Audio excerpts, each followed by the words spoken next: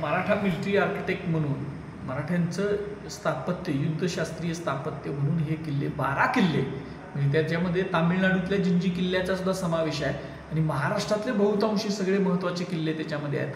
आणि ह्याला एक जागतिक एक ओळख ह्या गोष्टीमुळे प्राप्त होणार आहे किंवा झालेली आहे.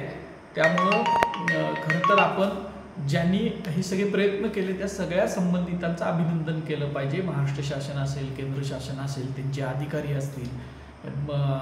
याचा प्रस्ताव पहिल्यांदा काही वर्ष संभाजीराजेंनी सुद्धा याच्यासाठी प्रयत्न केलेले होते. या सगळ्या गोष्टी कारण ही खूप वर्ष चाललेली प्रोसेस आहे. यांचं सगळ्यांचं अभिनंदन केलं पाहिजे. आणि आत्ता खऱ्या अर्थानं हे जे दुर्ग आहे, हे जे काय आपलं सगळं लष्करी स्थापत्य आहे की ज्याला आपण वर्ल्ड रेकग्नायझेशन मिळालं आहे, ते योग्य पद्धतीनं जतन संवर्धन झालं पाहिजे.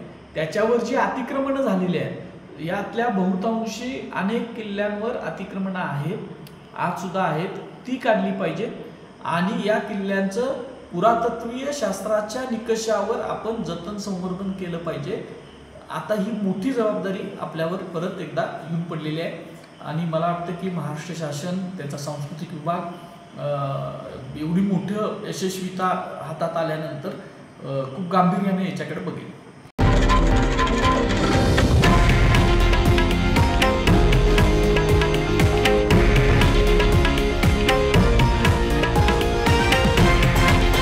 हे आहे देशातील नंबर 1 न्यूज नेटवर्क आणि आपण पाहत आहात TV9 मराठी, एकमेव.